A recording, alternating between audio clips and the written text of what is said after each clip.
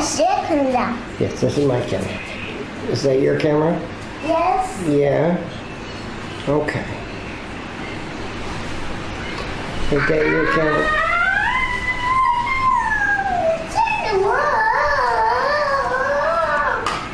Oh no, you dropped your camera. I dropped my camera. I have to completely restore the computer. That means all of my files are going to get wiped. Everything will be wiped out. So in order to prepare for that, I have to do a system backup. Luckily, I do have a very large external hard drive that I can back everything up onto, but it's going to take a long time to back up 300 gigs of data. I'm going to have to completely restore the entire system, start from scratch. This computer will look like it did the day I bought it when I rebooted. So I'm going out to the land. Got things to do out there. Going to get something accomplished today.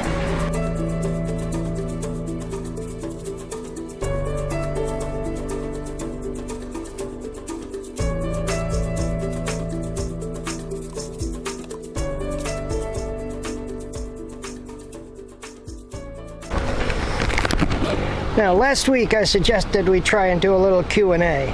And the number one thing people seem to ask is, what is the difference between homesteading here in Jamaica and homesteading in the States? We've talked about some of the frustrations I've had, and the biggest frustration is right here, finding a wood chipper. This is the biggest difficulty with homesteading here in Jamaica versus the States. In the States, you normally will know someone, or at least be able to get a hold of some tools. Here, the problem is the government has tried to run a European socialized type government on a developing world economy, and it just doesn't work. And the way they try and do it is they tax capital. They tax capital expenses. Things like that truck that I drive. That truck has got a very, very high import tax on it. Incomprehensible. It's something like 90 to 110%. So you're buying that truck twice. I've got a friend here, he's doing some work for me. Labor costs. Labor costs here are significantly less. And I mean a lot less. Really low. So this is where they make up for it. They tax the hell out of your capital expenses. Things like equipment, machinery, trucks, tools, all that stuff. Sky-high taxes. But your labor costs are very, very low. So it's a trade-off. Do you want more labor or better equipment?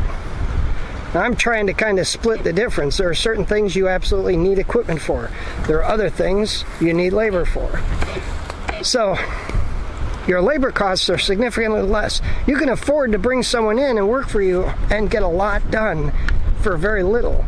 If you know what to look for and how to develop a piece of land, you can find a nice piece of agricultural/residential land just like this at a very reasonable price. We've got 10 acres here. I'm not going to say what I paid for it, but the people I've talked to in the States, when they look at what I paid for this, they're surprised. To say the least, they're surprised.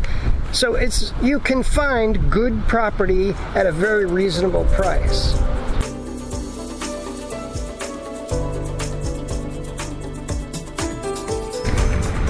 Now let's talk about perhaps the most important thing, government interference in your life. One of the things that's very much concerned me in America is cases like the ranchers in Oregon. They did a controlled burn on their property that got a little out of control and burned a section of adjacent property. Now, everybody that did study it said that that controlled burn, even though it got a little out of control, saved thousands of acres from wildfire.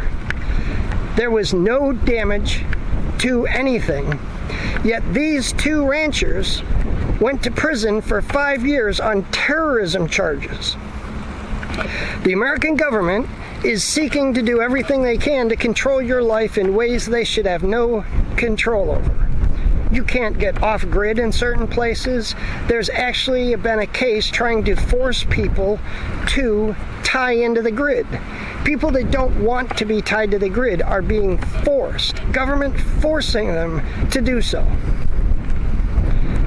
There are parts of the country in America where you cannot legally collect rainwater off of your house.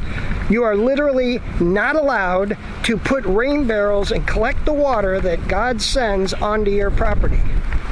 This is illegal in parts of America.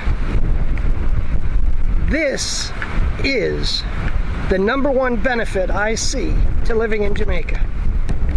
I own this property. If I want to do a burn, I can do a burn. If I want to cut down a tree, I can cut down a tree. If I want to put in a swale, I can put in a swale. Aside from things like digging a well and building a house, those are the only kind of things I need permits for. If I don't want to be tied to the grid, guess what? I don't have to tie to the grid. There are very few controls or regulations on how I use my property. And this is an important thing. America should be this way, and it's not. The EPA went after a guy for digging a pond and tried to tell him he owed $7 million in back fees for having a pond on his own property. This sort of thing is not happening here in Jamaica. The schools in Jamaica are much better. America's schools have become hubs of political correctness. They focus more on politics and insanity than they do education. Here in Jamaica, the education system is outstanding.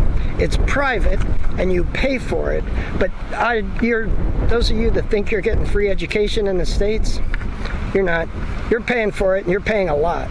The school taxes that I pay in New York are higher than what I pay for my private education here.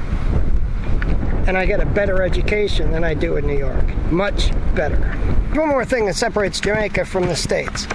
Prior to living here, I lived in upstate New York, where winter was 6 months a year, summer was 2 weeks, and the rest of the time was just in-between mess.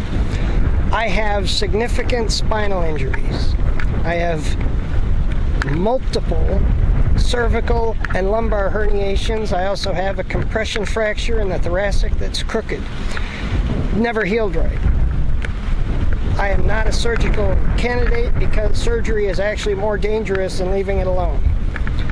And until I'm permanently in a wheelchair, not just temporarily in a wheelchair as I have been, I am not going under the knife. Now, that being said, the biggest thing that affects me is weather change. It goes from wintertime to summertime.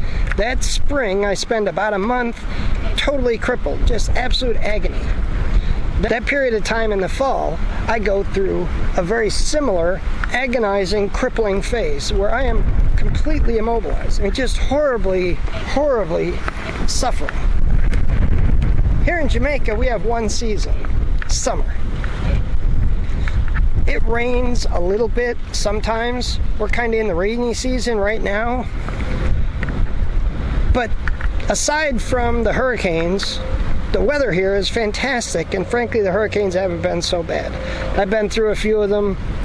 You're properly prepared, you can handle them. One of the key reasons I stay here is the weather. My physical injuries make this weather the perfect spot for me. So, God knew what he was doing when he put my wife in my path.